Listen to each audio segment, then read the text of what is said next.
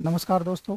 Topic जो है अपना राष्ट्रपति वाला चल रहा है और राष्ट्रपति के टॉपिक में हमने राष्ट्रपति का परिचय देख लिया। हालांकि देखिए, राष्ट्रपति का टॉपिक लंबा टॉपिक रहेगा, बट प्रॉब्लम यह है कि लंबा ही पढ़ना पड़ेगा क्योंकि यह टॉपिक बहुत सारे टॉपिकों को बहस प्रदान करता है। बहुत सारे कॉन्सेप्ट यहाँ पे साथ साथ चलते हैं जो हमें आराम से समझ में भी आते जाते हैं। तो हमने इससे पहले वाला पार्ट यानी दो भागों में राष्ट्रपति के टॉपिक को बांटा था। एक उसका परिचय और दूसरा राष्ट्रपति की शक्तियाँ। तो थे तो हम साथ साथ ही चला रहे हैं तो उसको तो इसी में मान लेते। तो परिचय में हमने देख लिया राष्ट्रपति का निर्वाचन कैसे होता है, आर्टिकलों को याद कैसे करना है, वो सारी बातें हमने यहाँ पे देख ली। अब दूसरा राष्ट्रपति की कार्य एवं शक्तियों से संबंधित टॉपिक है, इसकी बात करेंगे। कार्य या शक्तियाँ, और इसको हम कह सकते हैं कि कार्यपालक सॉरी, एक शक्ति है कार्यपालक, एक राष्ट्रपति की शक्ति है विधायी। अब इनको डिटेल से बात करेंगे। दूसरी विधायी शक्ति होती है, तीसरी शक्ति होती है वित्तीय, चौथी शक्ति होती है न्यायिक, पांचवी जो है वो आपातकालीन। ठीक है, कूटनीतिक, कूटनीतिक या सैन्य शक्ति कह दो उसको, कूटनीतिक कह दो प्लस सैन्य, दो शक्तियों को यहाँ ले लेते हैं। तो ये सारी की सारी जो शक्ति हैं वो राष्ट्रपति से संबंधित बात करेंगे कि राष्ट्रपति की कार्यपालक शक्तियाँ कौन सी होंगी, फिर कार्यपालक के बाद में विधायी शक्तियाँ कौन सी होगी। कार्यपालक यानी कार्यपालिका, वैसे देखें तो राष्ट्रपति कार्यपालिका के साथ ही राष्ट्रपति का रिलेशन है, लेकिन फिर भी अपन बात करेंगे कार्यपालक शक्तियों में क्या होगा। फिर विधायी शक्तियों में जब वो कानून बनाएगा, जब संसद कानून बनाती है तो उस दौरान राष्ट्रपति की भूमिका क्या होती है, वो विधायी शक्तियों में बात करेंगे। तीसरा वित्तीय शक्तियाँ हैं, तो जब बजट होता है या बजट से संबंधित वित्तीय शक्तियाँ, वित्त से रिलेटेड राष्ट्रपति के पास कौन कौन से पावर है वो हम वित्तीय शक्तियों में बात करेंगे। न्यायिक शक्तियों में राष्ट्रपति के पास समाधान की पावर है, कैसे यूज होता है, वो जो भी वित्त न्यायिक संबंधित है वो न्यायिक में बात करेंगे। फिर इसके बाद में आपातकालीन में, यहाँ पे आपातकालीन में देखिए, वैसे मैं कहूँ तो एक आपातकाल का एक अलग से टॉपिक चलता है कई सिलेबस में, अब इमरजेंसी प्रोविजन 352 से 360, लेकिन उन सारे प्रोविजंस को उनकी पूरी डिटेलिंग हम यहाँ पर ही पढ़ लेंगे तो आपातकालीन शक्तियाँ भी हो जाएंगी और 352 से लेकर के 360 तक के जो अनुच्छेद हैं उनसे संबंधित सारा बात हो जाएगा। तो यानी चाहे टॉपिक मान लो चाहे दोनों मान लो, वो पूरा का पूरा यहाँ पर हो जाएगा। उसको सबसे लास्ट में लेंगे अपन ताकि वो एक टॉपिक हो जाए। और ये छोटी छोटी है कूटनीतिक सैन्य शक्तियाँ हैं, तो ये भी हम साथ साथ देखेंगे। सबसे पहले मैं कार्यपालक शक्तियों की बात करूँ तो देखिए, कार्यपालक शक्तियों को हम कुछ भागों में बांट के पढ़ सकते हैं। भागों में बांटने का मेरा उद्देश्य इतना ही है, देखो आप बुक्स में पढ़ोगे तो वहाँ पे लिस्टिंग दी हुई है, ये काम करेगा, समस्त कार्य राष्ट्रपति के नाम से किए जाते हैं, ये किए जाते हैं, वो किए जाते हैं ना, ये नियुक्तियाँ राष्ट्रपति के नाम से की जाती है। तो उसमें क्या होता है, थोड़ा सा कॉन्सेप्ट, हालांकि इसमें कॉन्सेप्ट कम है, रटने की चीज़ें ज़्यादा है, कौन कौन सी नियुक्तियाँ करेगा, लेकिन फिर भी यहाँ पर अपन पढ़ेंगे तो विद आर्टिकल्स पढ़ेंगे। जहाँ पर ज़रूरी है वहाँ पे आर्टिकल्स के साथ पढ़ेंगे, क्योंकि आर्टिकल के साथ आप पढ़ोगे तो आपको एक फ़ायदा हो जाएगा। वो फ़ायदा ये होगा कि आर्टिकल आपको बार बार देखिए, आप अपने नोट्स बनाओगे, नोट्स में बार बार आर्टिकल, जैसे मैंने समाधान राष्ट्रपति का महाभियोग पढ़ाया तो 61 आर्टिकल बोला, मैंने शपथ पढ़ाई 60 बोला। तो वो मुझे भी कोई क्यों याद है इतने, क्योंकि मैं जब भी वो शपथ पढ़ता हूँ तो 60 को साथ लेता हूँ, महाभियोग पढ़ता हूँ तो 61 साथ चलता है। तो जब आपने टॉपिक और टॉपिक के आगे आर्टिकल साथ लिख दिया, फिर डिटेलिंग भले ही नीचे कर लो, तो आप जब भी पढ़ोगे वो दोनों साथ पढ़ोगे तो दोनों आपको याद होना शुरू हो जाएंगे। इसलिए आर्टिकल के साथ जितना भी हो सकता है वहाँ पे अपन पढ़ेंगे। देखो, कार्यपालक में एक तो हम 3 आर्टिकलों का कंपैरिजन करेंगे, एक 53, एक 77 और एक 74। ये 3 आर्टिकल है ना, ये काफ़ी ऐसा माना जाता है कि हमारी संसदीय प्रणाली को यदि ढंग से समझना है कि भारत में संसदीय प्रणाली है, हम समझते हैं ना कि कौन नाम मात्र का होता है कौन वास्तविक होता है, ये कैसे समझ में आता है कि नाम मात्र का ये वास्तविक है। तो यदि हमारी संसदीय प्रणाली को हमें समझना है तो हमें 3 आर्टिकल साथ में पढ़ने पड़ेंगे, 53, 77 और 74। और देखो, इन्हीं 53, 77, 74 को पढ़ाने के बाद 2 मिनट 1 मिनट में आपकी लूँगा, तो इसी को मैं राज्यपाल और मुख्यमंत्री या मंत्रिपरिषद से जोड़ूंगा तो आपको वो भी समझ में आ जाएंगे, ये भी समझ में आ जाएंगे। दोनों साथ समझोगे तो भूलोगे भी नहीं, आर्टिकल भी याद करने की आपको ज़्यादा आवश्यकता नहीं पड़ेगी। ठीक है ना, क्योंकि आर्टिकल 53 अपन याद कर चुके हैं, 77 और 74 है ना, यहाँ पर तो मैं लिखा देता हूँ, लेकिन जब मैं प्रधानमंत्री का टॉपिक आप देखोगे तो वहाँ पर ये आर्टिकल भी आपको याद करने की आवश्यकता नहीं पड़ेगी, उस तरह से उनको वहाँ पे पढ़ा दिया जाएगा। दूसरा, ये एक तरह से रटने वाला है कि कौन कौन सी नियुक्तियां राष्ट्रपति के द्वारा की जाती है, तो उनकी लिस्टिंग बना लेंगे हम, लिस्ट से ज़्यादा यहाँ पे और कोई काम हमारे पास नहीं रहेगा। और तीसरा, राष्ट्रपति के द्वारा कुछ आयोगों का गठन भी किया जाता है, आयोगों का गठन, तो उनकी लिस्ट यहाँ पर बना लेंगे। तो ये दो तो लिस्ट बनेगी, एक तो नियुक्तियों से संबंधित और एक आयोगों के गठन से संबंधित। और 3 आर्टिकल जो है आपके 53 है, 77 है और 74 है, ये तीनों आर्टिकल ऐसे हैं जो कि आपको बहुत ही ज़्यादा आपके माइंड में जो कन्फ्यूजन है ना उसको दूर करेंगे और समझने का प्रयास करेंगे। मैं इन तीनों आर्टिकलों को नेक्स्ट स्लाइड में शुरू कराऊंगा, उससे पहले मैं नियुक्तियों के बारे में बता देता हूँ कि राष्ट्रपति के द्वारा कौन कौन सी नियुक्ति की जाती है। तो ये जो टॉपिक है इसको मैं यहाँ से लिख देता हूँ, ठीक है ना। नियुक्ति में देखो सबसे ऊपर ले लेते हैं, एक नियुक्ति होती है प्रधानमंत्री, पीएम एंड मंत्रिपरिषद की। प्रधानमंत्री और उसकी मंत्रिपरिषद, तो ये जब प्रधानमंत्री पढ़ोगे इसकी और डिटेल से बात कर लेंगे।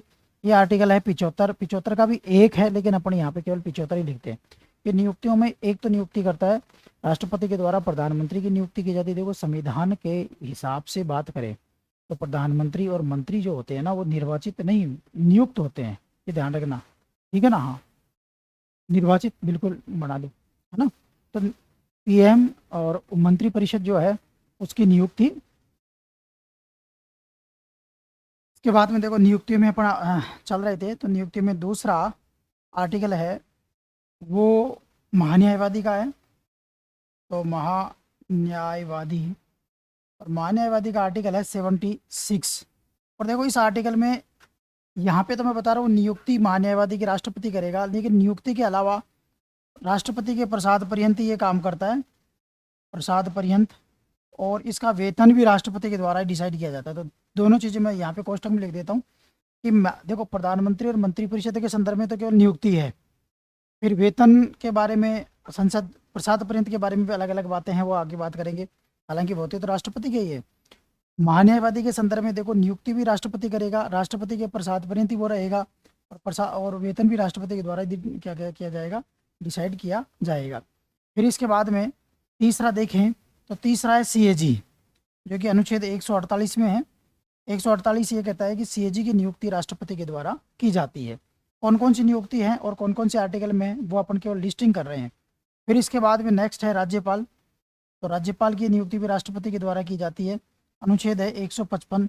और ये सारी चीज़ें जैसे सीएजी पढ़ते हैं तो सीएजी में डिटेल से होता है, राज्यपाल वाला टॉपिक है तो वहाँ पे इसके बारे में डिटेलिंग की गई है। यहाँ पे अपन केवल लिस्टिंग देख रहे हैं कि कौन कौन सी नियुक्तियाँ राष्ट्रपति के द्वारा की जाती है।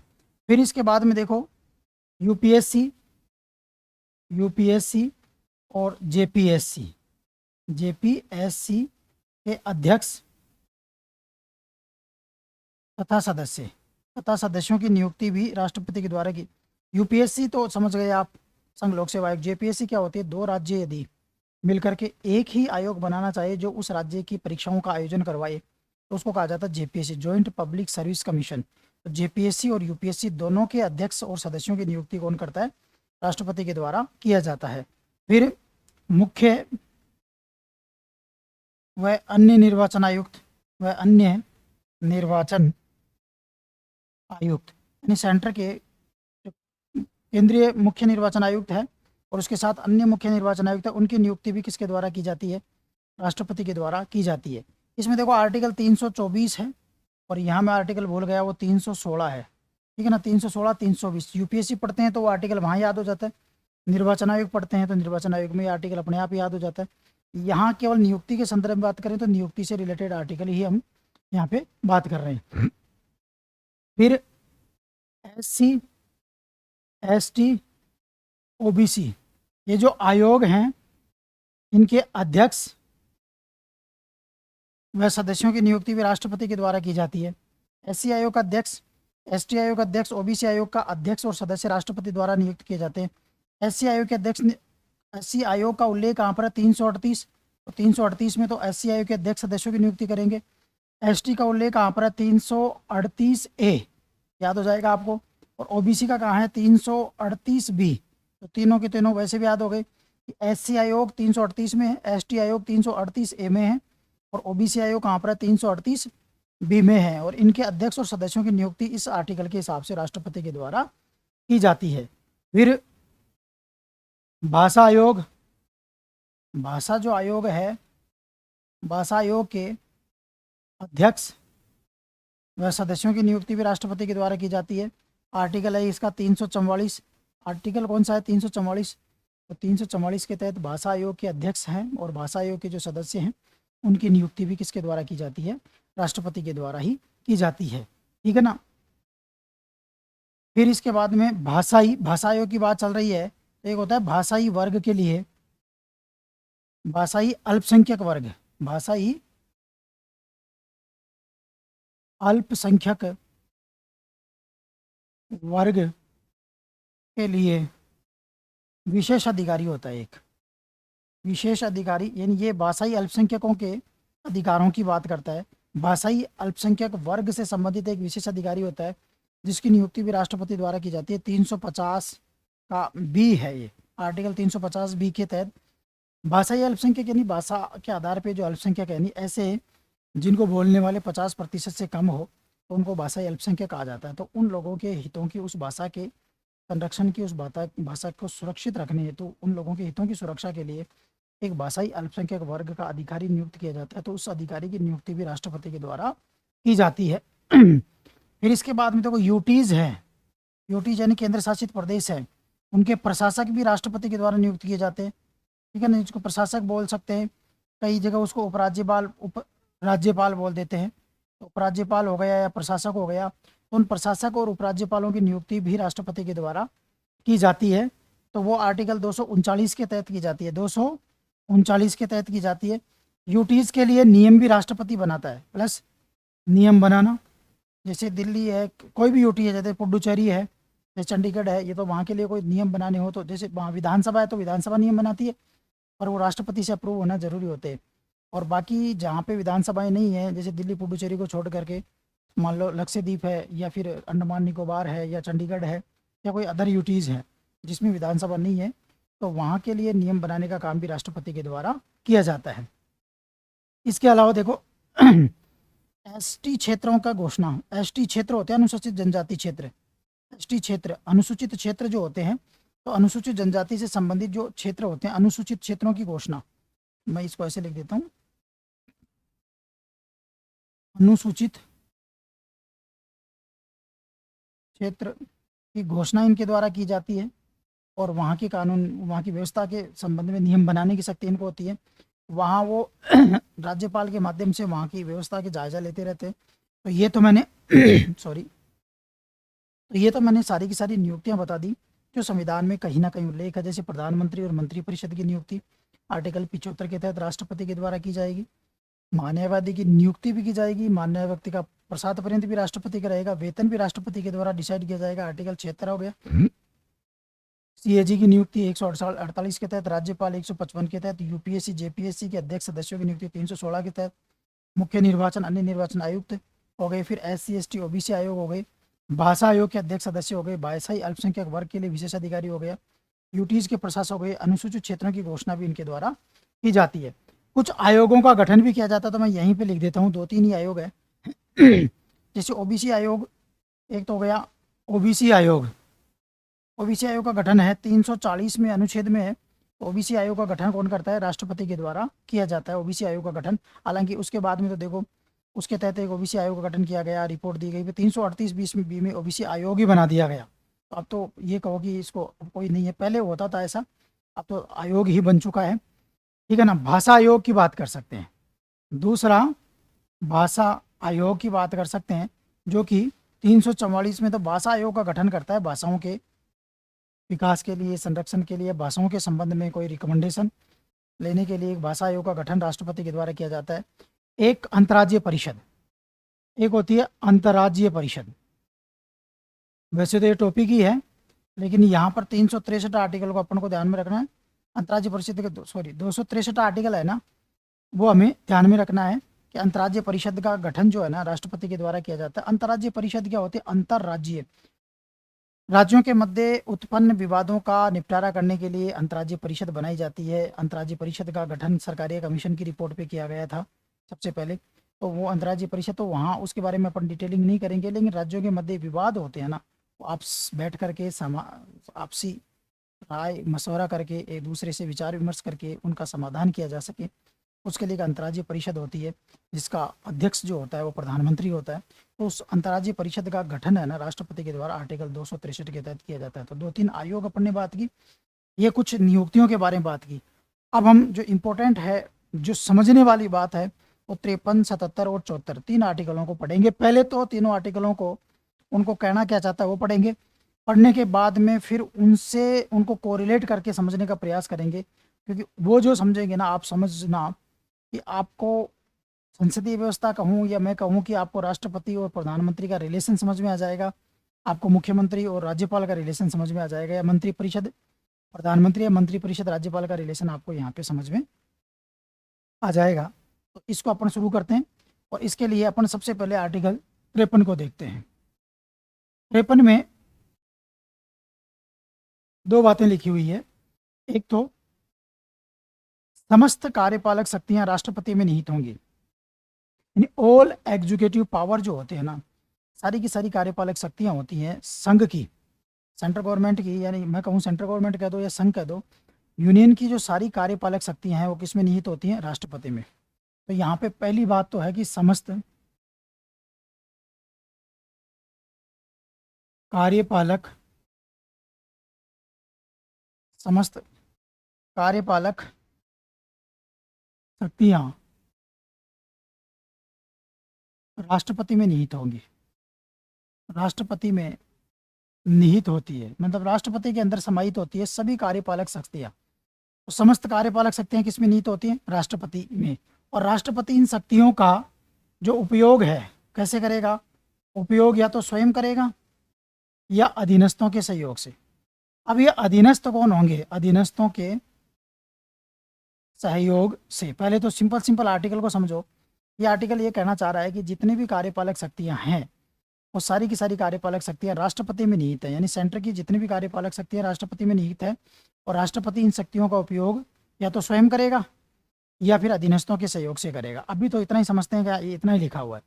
फिर दूसरा आर्टिकल 77 है, वो ये कहता है कि राष्ट्रपति है ना, यहाँ पे होता है समस्त कार्य यानी सेंटर की बात कर रहा हूँ मैं, समस्त कार्य राष्ट्रपति के नाम से किए जाते हैं, राष्ट्रपति के नाम से किए जाएंगे, ठीक है ना। तो राष्ट्रपति के नाम से होते हैं सारे के सारे कार्य, सेंटर के किसके नाम से होते हैं? राष्ट्रपति दे। इसलिए देखो सचिव कोई ऑर्डर निकालता है तो राष्ट्रपति के बिहाफ पे निकालता है। किसी के ट्रांसफर होते हैं आईएएसओ के, इनके मान लो सेंटर में, तो वो राष्ट्रपति के नाम से होते हैं। राज्य में राज्यपाल के नाम से होते हैं। ये सेम आर्टिकल मैं राज्य में बताऊंगा, एक बार आप इनको सिंपल समझने का प्रयास कीजिए। समस्त कार्य किसके नाम से होते हैं? राष्ट्रपति के नाम से होते हैं। और राष्ट्रपति इन कार्यों को सरल बनाने के लिए कार्य आवंटन नियम बनाता है। तो राष्ट्रपति क्या बनाता है? राष्ट्रपति द्वारा क्या बनाए जाते हैं? कार्य अलोकेशन ऑफ बिजनेस रूल्स, जिसको बोला जाता है कार्य आवंटन नियम बनाए जाते हैं। कार्य आवंटन नियम राष्ट्रपति के द्वारा बनाए जाते हैं। अब समझो, सभी शक्तियां राष्ट्रपति में हैं, सभी काम भी राष्ट्रपति के नाम से हो रहे हैं। तो राष्ट्रपति अपने कामों को, कार्यों को करने के लिए स्वयं या अधीनस्थों के सहयोग से करेगा, और वो अपने अधीनस्थों को कार्य आवंटन देने के लिए, अधीनस्थों के बीच में काम का विभाजन अच्छे से हो सके, इसके लिए कार्य आवंटन नियम बनाएगा। दो बातें समझ गए? यहाँ तक आप देखोगे तो यहाँ तक लगेगा यार सर्वे सर्वा राष्ट्रपति है, क्योंकि सभी शक्तियाँ राष्ट्रपति में निहित है, सारे काम राष्ट्रपति के नाम से हो रहे हैं, और राष्ट्रपति काम को करने के लिए नियम भी राष्ट्रपति बना रहा है, और कार्य का आवंटन भी राष्ट्रपति कर रहा है। तो यानी सब कुछ राष्ट्रपति ही है। यहाँ तक हमें ये समझ में आता है। तो अब इसको और अच्छे से समझने के लिए हम आर्टिकल 74 का सहारा लेते हैं। 74 क्या कहता है पहले सिंपल समझो। 74 ये कहता है कि राष्ट्रपति को सलाह देने के लिए एक मंत्रिपरिषद होगी, यानी राष्ट्रपति की सहायता के लिए कौन होती है? एक मंत्रिपरिषद है। 74 ये कहता है। और उस मंत्रिपरिषद का मुखिया कौन होता है? प्रधानमंत्री होता है। राष्ट्रपति मंत्रिपरिषद की सलाह के अनुसार कार्य करेगा, किंतु मंत्रिपरिषद द्वारा दी गई सलाह को पुनर्विचार के लिए लौटा सकेगा। पुनर्विचार के पश्चात दी गई सलाह को मानना राष्ट्रपति के लिए एक तरह से बाध्यकारी होगा। ये मैं कहना चाह रहा हूँ, सिंपल समझिए। यहाँ पर पहली लाइन 74 में लिखी है कि राष्ट्रपति की सलाह के लिए राष्ट्रपति की सलाह हेतु एक मंत्री परिषद होगी, मंत्री परिषद होगी, और जिसका जो हेड होगा वो पीएम होगा, पीएम होगा।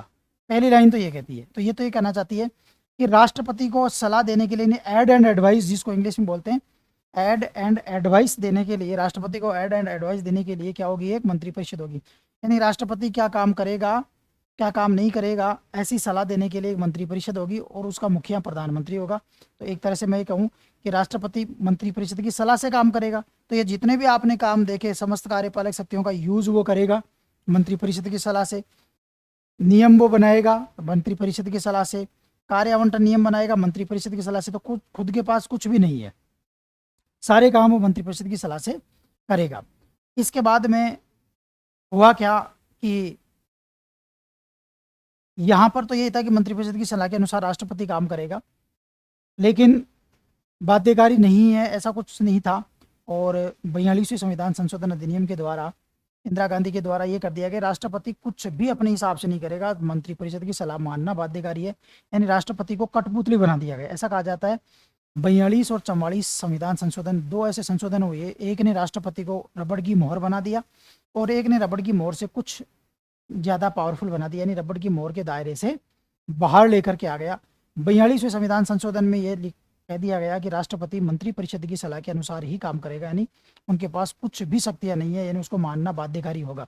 लेकिन 44वें संविधान संशोधन ने राष्ट्रपति को एक पावर दी, रिकंसिडर की, रिकंसिडरेशन की, यानी पुनर्विचार की पावर दी। तो वो मैं यहाँ पे लिख रहा हूँ, वो 44वें के द्वारा दी गई, मंत्रिपरिषद की सलाह के अनुसार काम करे मंत्रिपरिषद होगी, ठीक है ना। जो राष्ट्रपति है, राष्ट्रपति मंत्रिपरिषद की सलाह, एड एंड एडवाइस जिसको कहते हैं, सलाह के अनुसार कार्य करेगा, किंतु सलाह को पुनर्विचार हेतु लौटा सकेगा। पुनर्विचार जिसको रिकंसीडर कहते हैं, रिकंसीडर, ये ध्यान रखना आपको ना, पुनर्विचार हेतु लौटा सकेगा। पुनर्विचार के पश्चात दी गई सलाह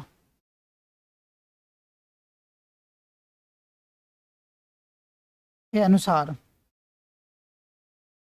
कार्य करेगा। मैं सिंपल समझाता हूँ, बाध्यकारी होगा एक तरह से, ये कह सकते हो आप इसको। राष्ट्रपति को मंत्रिपरिषद ने कोई सलाह दी कि आप ऐसा काम कीजिए, फाइल भेज दी कि साहब आप इस पे साइन कीजिए। राष्ट्रपति को लगा यार ये तो ठीक नहीं है, राष्ट्रपति ने वापस मंत्रिपरिषद को वापस नोटिंग करके भेजा कि आप, मेरी सलाह ये है कि आप इस पे पुनर्विचार कीजिए, आप दोबारा इसको देखिए। बस वापस आ गई मंत्रिपरिषद के पास। मंत्रिपरिषद के पास दो ऑप्शन है, या तो राष्ट्रपति ने कहा कि जो पुनर्विचार करने के लिए कहा, पुनर्विचार करके कुछ चेंज करके राष्ट्रपति के हिसाब से चेंज कर दिया और राष्ट्रपति को भेज दिया, या ये तरीका है कि वो कुछ भी चेंज नहीं किया, एज इट इज वापस दोबारा मंत्री राष्ट्रपति के पास भेज दिया। दोनों ही स्थितियों में, चाहे मंत्रिपरिषद राष्ट्रपति द्वारा दी गई पुनर्विचार जो है उसको माने, या राष्ट्रपति द्वारा जो पुनर्विचार के लिए कहा गया उसको नहीं माने, दोनों ही परिस्थितियों में राष्ट्रपति को उस सलाह के अनुसार काम करना जरूरी हो जाएगा। यानी कि हमारा संविधान राष्ट्रपति को केवल एक पावर देता है, वो है रिकंसीडर की पावर। केवल ये पावर है हमारे संविधान में राष्ट्रपति के पास कि वो मंत्रिपरिषद की सलाह को एक बार पुनर्विचार के लिए लौटा सकता है। इसके अलावा हमारा संविधान राष्ट्रपति को कोई पावर नहीं देता। फिर वो हमारा संविधान कहता है कि फिर आप पूरा काम किसके हिसाब से कीजिए, मंत्रिपरिषद की सलाह के अनुसार ही काम कीजिए। तो संविधान में राष्ट्रपति को कोई विवेकाधिकार, डिस्क्रिशनरी पावर नहीं है, केवल पुनर्विचार करवाने की पावर है। यहाँ पर अपन अब इन तीनों के तीनों आर्टिकलों को देखते हैं तो सीधा सा भाव ये होता है कि राष्ट्रपति नियम भी मंत्रिपरिषद की सलाह से करेगा, जितनी नियुक्तियां हैं वो भी मंत्री, यानी राष्ट्रपति जो भी काम करेगा वो सारे किसकी सलाह से होंगे, मंत्रिपरिषद की। बस राष्ट्रपति के पास एक पावर है कि उसकी मंत्रिपरिषद की सलाह को पुनर्विचार के लिए लौटा दे। अब देखो इन आर्टिकलों को अपन वहां पर लेके जाते हैं, जैसे 154 में राज्यपाल में चला जाता है, 77 में 11 घटा के 100 जोड़ो 166 है, ये 163 है वहाँ पे आर्टिकल, ठीक है ना, राज्य में पढ़ते हो तो आप। 11 घटा के 100 जोड़ लो, आपको याद हो जाएगा ये। तो 11 घटा के 100 जोड़ोगे तो ये 166 है, और ये 163 है, और ये 154 है। तो वो तो तीनों आर्टिकल भी सेम ही है, वहाँ पर ये रिकंसिडर की पावर नहीं है राज्यपाल के पास। बस फिर राज्यपाल के पास पावर क्या है? राज्यपाल के पास है डिस्क्रिशनरी पावर, विवेकीय शक्ति है उसके पास। तो आप ध्यान रखना कि आपको कभी भी ध्यान रखें तो 74 वर्सेज 163, दो आर्टिकलों का कभी भी कंपैरिजन करवाए तो आप ध्यान रखना कि सेम चीज़ें हैं। राष्ट्रपति को सलाह देने के लिए मंत्रिपरिषद होगी, तो राज्यपाल को सलाह देने के लिए मंत्रिपरिषद होगी। जिसका मुखिया इधर प्रधानमंत्री होगा तो इधर मुखिया कौन होगा? मुख्यमंत्री होगा। राष्ट्रपति मंत्रिपरिषद की सलाह के अनुसार काम करेगा तो राज्यपाल भी मंत्रिपरिषद की सलाह के अनुसार काम करेगा। सलाह को पुनर्विचार के लिए लौटा सकता है, पुनर्विचार के पश्चात दी गई सलाह को मानना आवश्यक होगा। ये सलाह को पुनर्विचार के लिए नहीं लौटा सकता, ध्यान रखना। ये अपनी विवेकीय शक्तियों को छोड़ करके, अपनी विवेकीय शक्तियों के दायरे में तो अपने हिसाब से काम करेगा, और विवेकीय शक्तियों को छोड़ के बाकी मामलों में ये मंत्रिपरिषद की सलाह के अनुसार काम करेगा। विवेकीय शक्तियाँ कौन सी है तो मैंने राज्यपाल के टॉपिक में अच्छे से इसको बताया भी, आप वहाँ पर इसको और अच्छे से देख सकते हो। लेकिन दोनों को कंपेरिजन करो, आपको दोनों के दोनों जो अनुच्छेद हैं वो आपको समझ में आ जाएंगे। बाकी यही है, समस्त कार्यपालक शक्तियाँ राज्यपाल में होंगी, राज्यपाल स्वयं अधीनस्थों के सहयोग से करेगा। समस्त कार्य राज्यपाल के नाम से होंगे, राज्यपाल कार्य आवंटन नियम बनाएगा। एज इट इज़ कॉपी है वहाँ पे, कुछ भी आपको दिमाग नहीं लगाना, एज इट इज़ वहाँ से कॉपी करना है। बस थोड़ा सा दिमाग लगाना है तो फिर आपको यहाँ पर लगाना है। तो ये आपको समझ में आ गया होगा। तो ये मैंने आपको कार्यपालक शक्तियाँ बता दी। अब कार्यपालक शक्तियों के बाद में अपन विधायी शक्तियों के बारे में बात करते हैं। विधायी शक्तियाँ जो हैं, विधायी शक्तियों से संबंधित जो बातें हैं राष्ट्रपति के लिए, तो विधायी शक्तियों से संबंधित कौन कौन सी बातें हैं तो वो एक एक करके अपन देख लेते हैं। तो वो विधायी शक्तियों को भी समझने के लिए इसको छोटे छोटे 2-3 भागों में बांट लेते हैं। विधायी शक्तियों में देखो, पहला तो मैं एक आर्टिकल लिख देता हूँ, 79 जो आर्टिकल है वो कहता है राष्ट्रपति संसद का अभिन्न अंग होता है। अभिन्न अंग है, यानी संसद के 3 अंग होते हैं, समझिए। संसद जो है उसके 3 अंग है, एक राष्ट्रपति है, एक लोकसभा है, एक राज्यसभा। 3 अंगों से मिलकर के किसका निर्माण होता है? संसद का। तो राष्ट्रपति संसद का अभिन्न अंग होता है। अब संसद का अभिन्न अंग है तो संसद में राष्ट्रपति के क्या क्या काम है, तो देखो इसको भी अपन भाग अलग अलग भागों में बांट लें। पहला तो संसद में कौन होते हैं? सदस्य।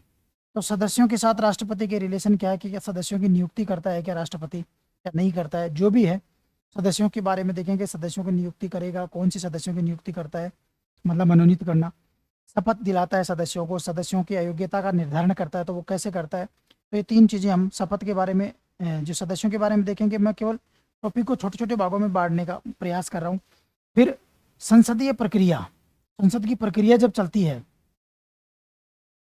संसदीय प्रक्रिया में राष्ट्रपति का क्या रोल होता है तो वो देखेंगे। संसदीय प्रक्रिया में राष्ट्रपति की रोल क्या होता है तो उस रोल के बारे में देखेंगे, ठीक है ना।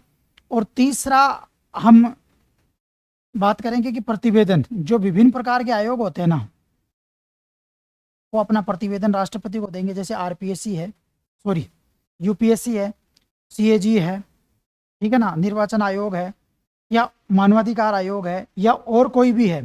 तो वो आयोग होते हैं, जितने भी कमीशन होते हैं, वो अपने सारे प्रतिवेदन राष्ट्रपति को देते हैं। राष्ट्रपति उनको संसद में रखवाता है जहाँ पर उन पर डिबेट होती है। तो एक प्रतिवेदन वाली बात तो यहाँ पर पूरी समझ में आ गई होगी। फिर इसके अलावा एक चीज़ मैं यहाँ पे फैक्ट के रूप में लिख रहा हूँ कि संसद में देखो 2 चीज़ें हैं राष्ट्रपति के पास।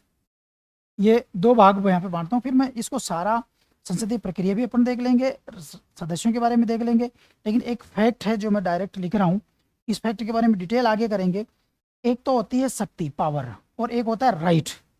तो राष्ट्रपति के पावर तो क्या है, मैं कॉन्स्टिट्यूशन के हिसाब से बात कर रहा हूँ, और राष्ट्रपति के पास राइट क्या है। तो ये 2 चीज़ें बांट के मैं बता रहा हूँ। पावर की बात करें कि राष्ट्रपति के पास कौन कौन से पावर हैं, तो देखो आर्टिकल 72 है, आर्टिकल 123 है, ये राष्ट्रपति के पावर के बारे में बात करते हैं। और आर्टिकल 72, 123 और तीसरा आर्टिकल है 143। मैं इनकी डिटेलिंग करूंगा, मैं यहाँ पे छोटा छोटा बता के चलूंगा, बताऊंगा आगे, लेकिन यहाँ पे क्यों लिखा है उसका रीज़न अभी देखते हैं अपन। और अधिकार कौन सा है, आर्टिकल 86 में है।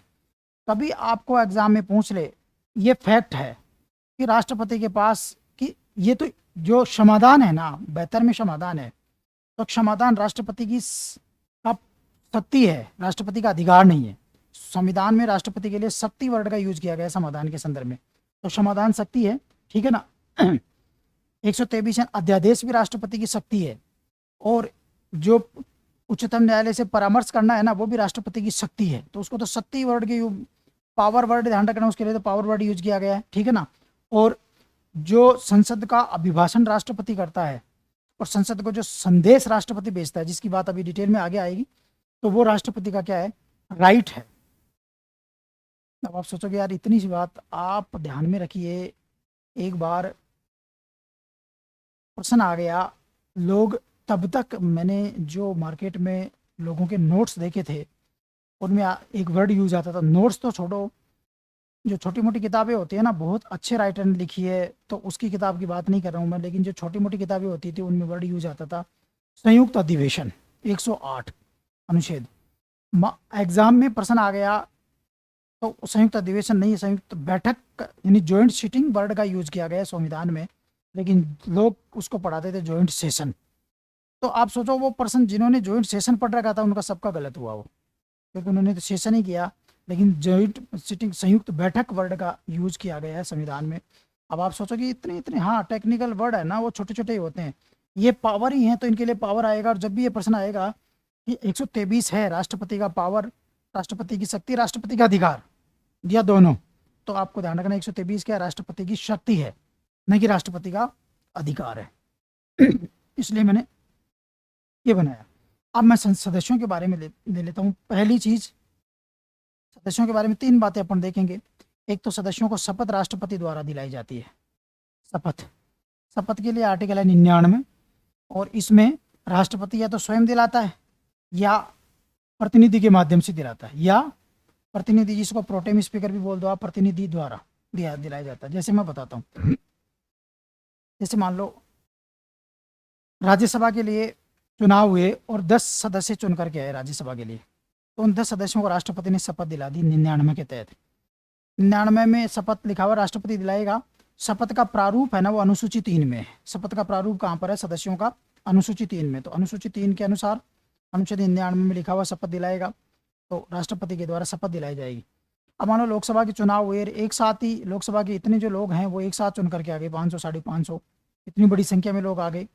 अब इतनी बड़ी संख्या में आएंगे तो राष्ट्रपति एक प्रतिनिधि को बना देगा, जिसको प्रोटेम स्पीकर बोलेंगे, जो सामान्यतः एक वरिष्ठतम व्यक्ति होता है, उसको राष्ट्रपति शपथ दिला देंगे और अपना प्रतिनिधि बना देंगे। भाई तू शपथ दिलाएगा तो मेरी ही शपथ होगी वो, और वो उसकी शपथ नहीं मानी जाएगी। कभी शपथ के बारे में पूछेगा तो हमें आंसर क्या देना पड़ेगा, राष्ट्रपति के द्वारा शपथ दिलाई जाती है, या तो वो स्वयं दिला सकता है या अपने प्रतिनिधि के माध्यम से दिला सकता है। तो सदस्य कौन सी बात कर रहे हैं, संसद के सदस्य कौन से बात कर रहे हैं हम, संसद के सदस्यों की बात कर रहे हैं हम यहाँ पे। तो संसद सदस्यों को शपथ राष्ट्रपति दिलाएगा।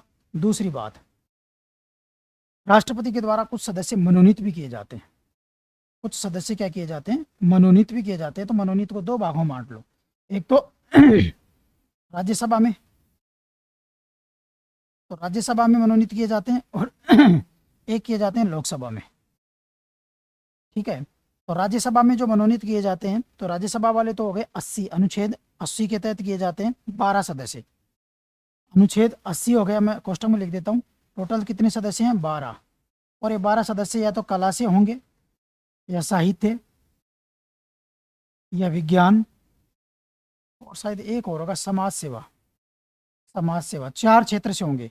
मुझे इसलिए ध्यान है क्योंकि कला, साहित्य, विज्ञान तो वैसे याद करते हैं अपन, समाज सेवा और जोड़ दो।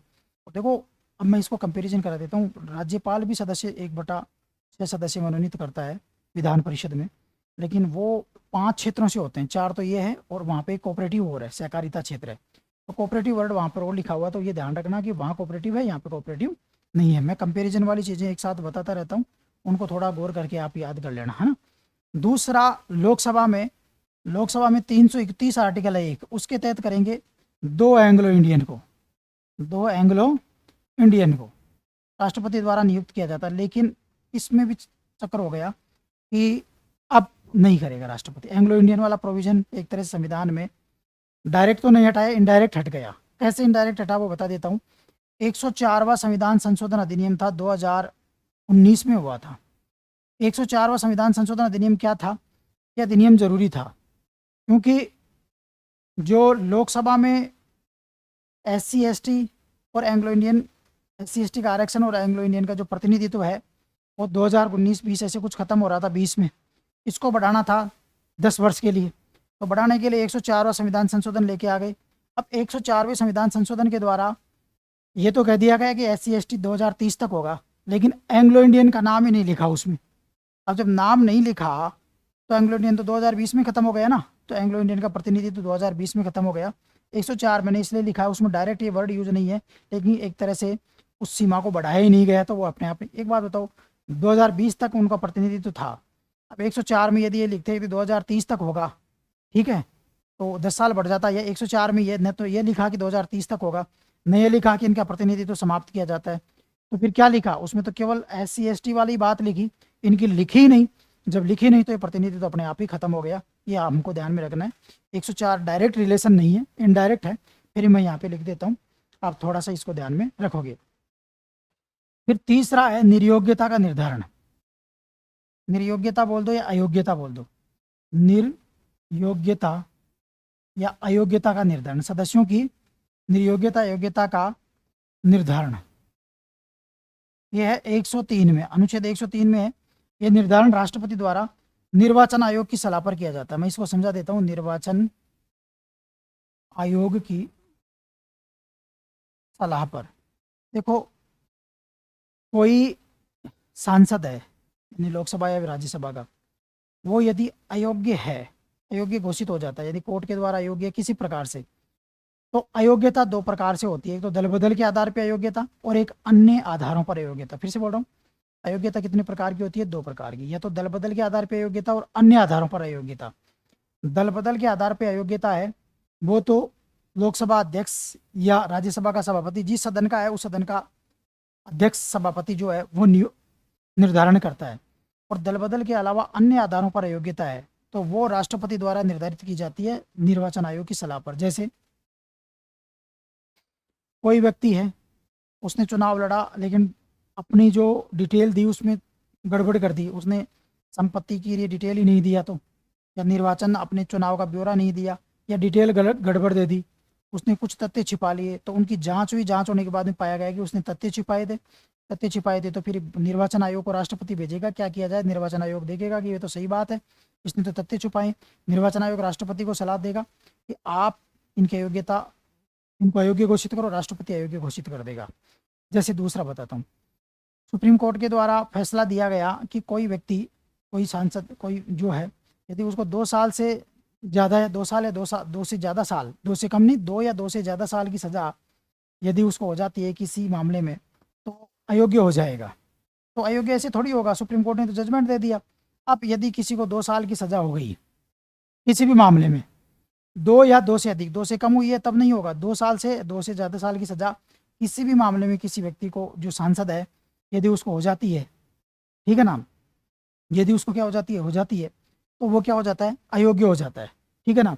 लेकिन उसको अयोग्य ऐसे नहीं होगा, वो अयोग्य होने के लिए वो राष्ट्रपति निर्वाचन आयोग के पास भेजेगा, निर्वाचन आयोग है ना, राष्ट्रपति को सलाह देगा कि आप इसको अयोग्य घोषित कीजिए। तो इस प्रकार से अयोग्यता के जो रिप्रेजेंटेशन ऑफ यानी 1951 का जन प्रतिनिधित्व अधिनियम है, उसके अंतर्गत जो अयोग्यता के पैमाने लिखे गए हैं, उन सारे के आधार पर किसी के आधार पर वो अयोग्य होता है, तो फिर उसको राष्ट्रपति के द्वारा अयोग्य घोषित किया जाएगा आर्टिकल 103 के तहत। सेम ऐसी चीज़ राज्यपाल के द्वारा की जाती है, वो आर्टिकल 192 है, ठीक है ना, तो आप आराम से उसको याद कर सकते हो। तो ये तो मैंने क्या किया, संसद सदस्यों के बारे में देख दिया। अब संसदीय प्रक्रिया में राष्ट्रपति का क्या रोल होता है? प्रतिवेदन वाले में कुछ भी नहीं है, विभिन्न आयोगों के प्रतिवेदन आते हैं, जैसे UPSC, निर्वाचन आयोग, मानवाधिकार आयोग, जो भी हैं, तो सारे आयोगों के प्रतिवेदन राष्ट्रपति के पास आते हैं, राष्ट्रपति उसे संसद में रखवाता है। फिर दूसरा बात करते हैं, अब इंपॉर्टेंट चीज़ है संसदीय प्रक्रिया में राष्ट्रपति का रोल क्या है, तो इसको अपन लेते हैं, संसदीय प्रक्रिया में राष्ट्रपति का रोल क्या क्या है। तो देखो, मैं आर्टिकल वाइज एक एक करके पढ़ाता चलता हूँ तो आपको ज़्यादा अच्छा समझ में आएगा।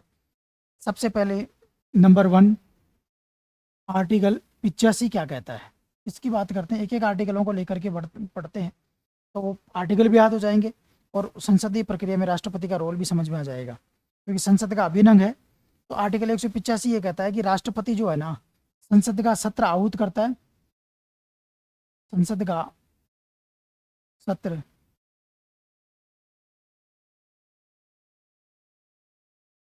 राष्ट्रपति है, संसद का सत्र आहूत करेगा यानी बुलाएगा, सत्र का अवसान करेगा यानी समाप्त करेगा, ठीक है ना।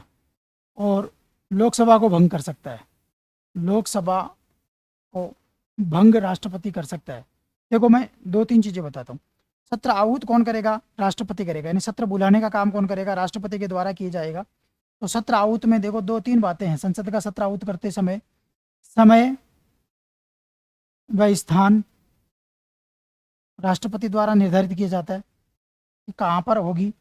संसद के प्रांगण में होगी, संसद के बाहर होगी, राष्ट्रपति डिसाइड कर सकता है समय का, कब से कब तक होगी, नहीं कब होगी, कौन से समय में होगी और कहाँ पर होगी, दोनों के दोनों डिसाइड कौन करेगा? राष्ट्रपति करेगा।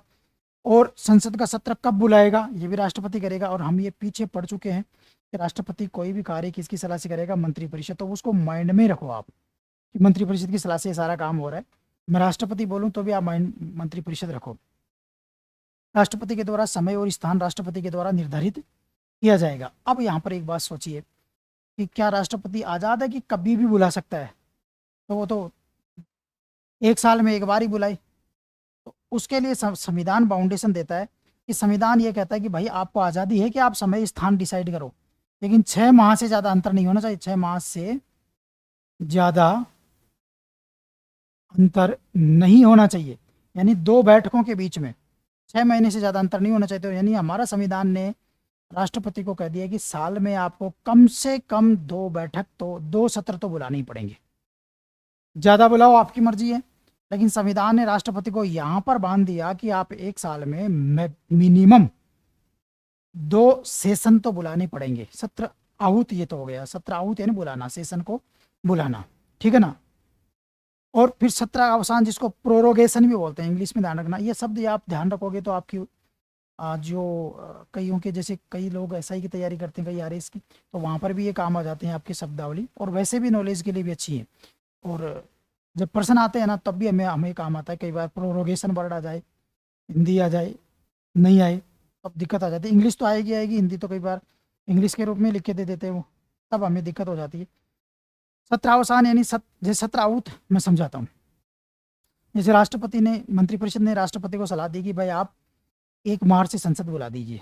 राष्ट्रपति संसद का समय स्थान की घोषणा कर देंगे, ठीक है। 1 मार्च को कह देंगे भाई 1 मार्च को सभी आ जाओ।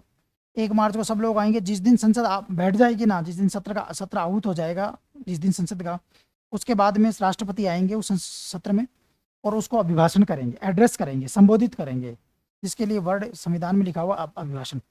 संबोधन करेंगे तो वो अपन नेक्स्ट आर्टिकल में देखेंगे कि संबोधन क्या होता है। फिर संबोधन करने के बाद में राष्ट्रपति चले जाएंगे, यानी एड्रेस संबोधित कर दिया, अभिभाषण कर दिया, भाई संसद बुला ली, बुला करके या तो दोनों को एक साथ बिठा लिया, लोकसभा राज्यसभा को एक ही कक्ष में बिठा लिया। राष्ट्रपति ने उनको एड्रेस भी कर दिया, भाई मैंने बुला लिया, आपको क्यों बुलाया, वो चीज़ें अपन आगे बात करेंगे। एड्रेस करके राष्ट्रपति चले गए। अब राष्ट्रपति का यहाँ पे रोल खत्म, एक तरह से सामान्य रूप से रोल खत्म। अब यहाँ से रोल किसका शुरू हो जाता है? अध्यक्ष का। जैसे लोकसभा में लोकसभा अध्यक्ष का और राज्यसभा में सभापति का। अब इस सत्र की बैठकें, ये सत्र जो भी चल रहा है ना, इस सत्र की बैठकों को स्थगित करना, बैठकों को 2 घंटे के लिए, 3 घंटे के लिए स्थगित करना, निश्चित काल के लिए स्थगित करना, स्थगन वर्ड जब आता है ना स्थगित करना, तब अध्यक्ष का पावर है, वो राष्ट्रपति का नहीं। सत्र आहूत आता है ना तो राष्ट्रपति का है, स्थगन आता है तो अध्यक्ष के पास चली जाएगी, वो जो पावर है वो किसके पास चली जाएगी? अध्यक्ष के पास। फिर इसके बाद में जैसे मान लो 2 महीने तक सत्र चला, अब लास्ट में उसकी अवसान की घोषणा करनी है, तो फिर कौन करेंगे? वापस राष्ट्रपति आ जाएगा। प्रोरोगेशन की घोषणा कौन करेंगे? राष्ट्रपति। तीसरा वर्ड यहाँ पे लिखा हुआ है लोकसभा को भंग करना। तो जैसे 5 साल हो गए तो 5 साल के बाद में चुनाव होने जरूरी है ना, चुनाव से पहले लोकसभा का विघटन जरूरी है।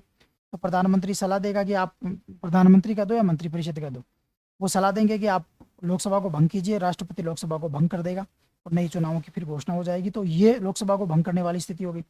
लोकसभा को भंग 2 तरह से होता है, एक तो टाइम पीरियड पूरा हो गया तो वो तो मंत्रिपरिषद की सलाह से, एक टाइम से पहले भी भंग कर सकता है, उसमें भी 2 तरह से हो सकती है। कि जैसे मान लो प्रधानमंत्री है और पार्टी, मान लो कोई पार्टी है और उस पार्टी का प्रधानमंत्री बैठा हुआ है, उसको लगता है यार इस समय माहौल 3.5-4 साल ही हुए हैं अभी चुनाव को, 4 साल ही कार्यकाल हुआ है, अभी तो 1 साल बचा हुआ है, लेकिन उस समय ऐसा लगता है कि पूरे देश में माहौल हमारे अनुसार बन रहा है, यदि अभी चुनाव करवा दे तो फिर से 5 साल हम आ जाएंगे। ऐसा सोच करके वो जो मंत्रिपरिषद है वो राष्ट्रपति को सलाह देगी आप भंग कीजिए, भंग करवा दिए, भंग करवा के चुनाव करवाएंगे, मान लो जीते नहीं जीते वो अलग बात है, ऐसे भंग करवा सकते हैं। नहीं, समय से पहले भी मंत्रिपरिषद यदि राष्ट्रपति को सलाह दे तो लोकसभा भंग हो सकती है। दूसरी कंडीशन और होती है लोकसभा भंग होने की, उसमें मान लो जो सरकार है, जिसकी सरकार है जिस पार्टी की, उसके पास बहुमत ही नहीं है लोकसभा में, लेकिन फिर भी वो सरकार चलाए जा रहे हैं, राष्ट्रपति कह रहा है कि आप बहुमत तो सिद्ध करो, लेकिन वो सिद्ध नहीं करना चाहिए क्योंकि उनको पता है कि सिद्ध करे और हमारी तो सरकार भी, तब राष्ट्रपति फिर मंत्रिपरिषद को नहीं मानेगा, तब राष्ट्रपति के पास विवेकीय शक्तियां, परिस्थिति जन्य डिस्क्रिशनरी पावर है, और उस पावर का यूज करते हुए राष्ट्रपति मंत्रिपरिषद को बर्खास्त कर सकता है। ध्यान में रखिए, मंत्रिपरिषद को क्या कर सकता है, बर्खास्त कर सकता है। तो ये दो चीज़ें हमें ध्यान में रखनी है कि राष्ट्रपति लोकसभा यानी लोकसभा को मंत्रिपरिषद को कह सकता है कि आप विश्वास दिखाइए, फिर विश्वास नहीं है तो लोकसभा को फिर भंग कर देगा। तो ये दो चीज़ें हमें ध्यान में रखना है कि समय स्थान राष्ट्रपति डिसाइड करेगा, 6 माह से ज़्यादा अंतर नहीं होना चाहिए, सत्रावसान राष्ट्रपति करेगा, लोकसभा को भंग करेगा, इसके बीच का जो ड्यूरेशन है वो पावर अध्यक्ष के पास चली जाएगी, इसको स्थगन बोलो आप, और जो भी शक्तियाँ हैं वो संसद में अपन देख लेंगे, तो संसद में अपन इसके बारे में बात कर लेंगे। दूसरी चीज देखो, आर्टिकल 86 ये क्या कहना चाहता है, ये कहना चाहता है कि राष्ट्रपति के पास राइट है, अधिकार है, ये राष्ट्रपति के राइट की बात करता है, जो कि मैंने अभी बात की। राष्ट्रपति के पास 2 राइट है, एक तो अभिभाषण, एक तो राष्ट्रपति का अभिभाषण, अभिभाषण को इंग्लिश में एड्रेस बोला जाता है। अभिभाषण के लिए इंग्लिश में जो वर्ड यूज किया जाता है वो कौन सा वर्ड यूज किया जाता है, एड्रेस वर्ड यूज किया जाता है। अभिभाषण के लिए इंग्लिश में कौन सा वर्ड यूज किया जाता है, एड्रेस वर्ड यूज किया जाता है। तो राष्ट्रपति का अभिभाषण पहला, और दूसरा जो है ना राष्ट्रपति का संदेश, राष्ट्रपति का संदेश यानी मैसेज। अभिभाषण तो अभी मैं नेक्स्ट एक और आर्टिकल इसके साथ पढ़ाऊंगा, उसमें अभिभाषण और भी अच्छे समझ में आ जाएगा। तो राष्ट्रपति संसद को अभिभाषण करता है, अभिभाषण राष्ट्रपति का मंत्रिमंडल द्वारा तैयार किया जाता है, और राष्ट्रपति संसद को संदेश भेजता है। संदेश समझ लीजिए, जैसे संसद चल रही है और राष्ट्रपति को लगे कि यार इस मुद्दे पर संसद में चर्चा होनी चाहिए, लेकिन संसद तो इस पर चर्चा अभी तक कर ही नहीं रही है, तो फिर राष्ट्रपति संसद को मैसेज देगा कि आप इस मुद्दे पर चर्चा कीजिए। मान लो कोई विधेयक है वो संसद में पड़ा हुआ है, बहुत दिनों से लंबित है, और उस पर संसद में कोई चर्चा नहीं हो रही, तो राष्ट्रपति संदेश भेजेगा कि आप उस पर चर्चा कीजिए, और राष्ट्रपति संदेश भेजता है तो फिर अध्यक्ष जो होता है ना वो संदेश पे चर्चा करता है। तो ये तो हो गया कौन सा, राष्ट्रपति का अभिभाषण, और दूसरा हो गया राष्ट्रपति का संदेश। अभिभाषण तैयार किया जाता है मंत्रिमंडल द्वारा, ये वर्ड ध्यान रखना, मंत्रिमंडल अभिभाषण को तैयार करती है, ये मैं पुस्तक में लिख देता हूँ। अब तीसरा समझिए, आर्टिकल 87 कंटिन्यू है, 3 आर्टिकल है ना, और ये है राष्ट्रपति का विशेष अभिभाषण, राष्ट्रपति का विशेष अभिभाषण, विशेष अभिभाषण, स्पेशल एड्रेस, अभिभाषण, राष्ट्रपति का विशेष अभिभाषण, राष्ट्रपति का स्पेशल एड्रेस। अब विशेष अभिभाषण कौन से होते हैं, विशेष अभिभाषण 2 ही होते हैं, ये 2 होते हैं। पहला, प्रत्येक वर्ष का पहला, प्रत्येक वर्ष का पहला अभिभाषण, पहला अभिभाषण विशेष अभिभाषण कहलाता है। जैसे हर साल का पहला अभिभाषण राष्ट्रपति का बजट सत्र में होता है, तो प्रत्येक वर्ष का पहला अभिभाषण क्या होता है, विशेष अभिभाषण कहलाता है। और इसके अलावा नवगठित